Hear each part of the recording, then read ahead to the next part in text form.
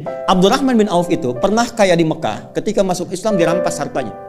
Sengaja tidak dieksekusi oleh orang kafir Quraisy untuk menunjukkan kepada khalayak yang bangsawan yang kaya lagi, jangan ikuti nih. Kalau diikuti jadi begini. Dirampas hartanya, diberikan pilihan. Kalau engkau tinggal di Mekah, tidak hijrah ke Madinah, ke Yathrib, kami berikan semua hartamu lagi, kami angkat jadi orang hartawan yang paling tinggi statusnya, dan kami muliakan semuanya.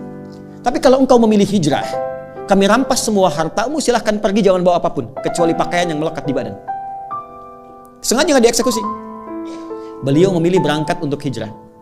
Yang jadi persoalan itu istrinya, keluarganya. Mau ikut suami, bawa pakaian, silahkan pergi. Belum tentu selamat 400 kilo.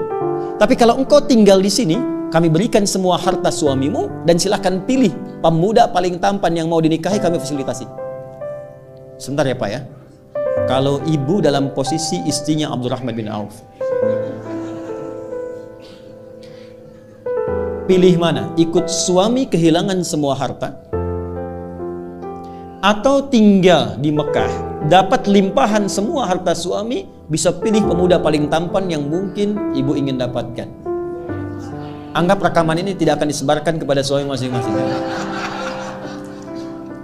Pertanyaan saya, ikut suami atau tinggal di Mekah? Ikut suami. Oke. Boleh lah. Maaf, ternyata istri beliau tidak ikut suaminya tinggal di Mekah pada saat itu. Ini tahapan penghuni surga Firdaus itu levelnya saling bertahap. Allah tidak akan mungkin memberikan kemampuan maksimal di sini kalau kita belum melewati yang ini dengan optimal. Maka apa yang terjadi? Beliau hijrah, dan sebelum hijrah itu sudah mendapatkan pendidikan sholat khusyuk dari Nabi. Inilah nanti yang bisa kita jadikan sebagai panduan bagaimana belajar sholat khusyuk. Dilatih oleh Nabi 3 hal. 1, gerakannya dari takbir sampai salam. 2, bacaannya, apa yang mengiringi gerakan itu. Yang 3, hikmahnya. Karena semua gerakan dan bacaan sholat itu ada maknanya. Kenapa berdiri tidak terlampau rapat, tidak terlampau lebar? Kenapa kemudian mengangkat tangan sampai di sini? Ya, itu ada maknanya. Kenapa disimpan di sini? Kenapa rukunya lurus jajar? Itu semua ada artinya. Secara singkat diajarkan oleh Nabi, hijrahlah beliau kemudian ke Yathrib yang kelak jadi Al-Madinah Al-Munawwarah.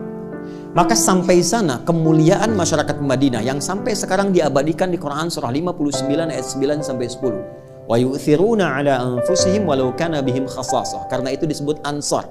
Ansar itu menolong tanpa pamrih dan sesuai kebutuhan yang ditolong. Jadi kalau ada orang kehausan, yang datang menyambut yang bawa minuman. Orang lapar, yang datang menyambut yang bawa makanan. Abdurrahman bin Auf pernah kaya, jatuh fakir, yang menyambutnya orang paling kaya di Madinah. Pilihannya 2. Perhatikan baik-baik. Akhil karim, bahasa kita, saudaraku yang mulia. Sami'tu annaka kunta ghaniya. Saya dengar Anda pernah kaya sebelum kesini. Kalau ingin kaya lagi, ambil setengah harta saya. Dan saya dengar Anda ditinggalkan istri Anda di Mekah. Pilih perempuan paling cantik di Madinah. Sekalipun bagian dari keluarga saya akan fasilitasi pernikahan. Gantian ya Bu ya. Gantian. Kalau Bapak di situasi itu, suruh milih. Ambil setengah harta saya, pilih perempuan paling cantik, sekalipun itu bagian dari keluargaku, aku fasilitasi pernikahannya. Anda terima atau tidak ditolak sama sekali? Saya paham Bu pilihannya, karena itu percuma saya tawarkan ditolak.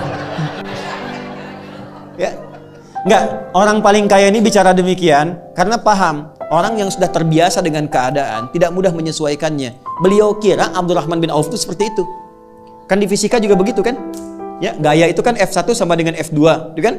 Kalau naik hartanya banyak, naiknya kan turunnya beda. Kalau sedikit naik angkot turun tawadhu, sedekah, gitu kan? Ya, yang repot kan hukum Pascalnya. F berbanding lurus dengan P kan, tekanan. Gaya berbanding lurus dengan tekanan. Semakin banyak gaya, semakin tertekan. Itu problemnya. Nah, dia melihat Abdurrahman bin Auf ini barangkali sudah di level tinggi, gayanya tinggi, jadi tekanan. Dia lupa bahwa beliau sudah diajarkan cara sholat yang benar. Itu cuma dipraktekkan, berdiri begini. Ini ada maknanya. Apa jawaban Abdurrahman bin Auf? Jazakallahu khaira arini ainal aswaq. Semoga Allah memuliakan dan memberikan Anda pahala. Cukup tunjukkan kepadaku di mana pusat bisnisnya. Berdiri. Kalau masih mampu menegakkan diri kita, jangan gantungkan kehidupan pada orang lain. Oke. Cuma 2 tahun. Dari penyalur kambing, 2 tahun hartanya bertambah, 3 tahun jadi orang paling kaya pada masa itu. Dari nomor 3, nomor 2 langsung jadi nomor 1. Levelnya dari sini dulu sampai ke sini.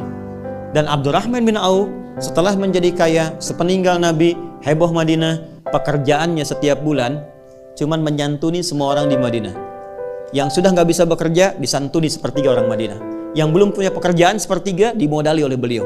Yang sudah ada diinfaki oleh beliau. Jadi sekampung Madinah, sekota pada saat itu mendapatkan bagian dari hartanya Abdurrahman bin Auf. Jadi cari kerjanya tuh untuk amal. Apakah berkurang hartanya? Tidak, malah makin kaya. Malah makin kaya.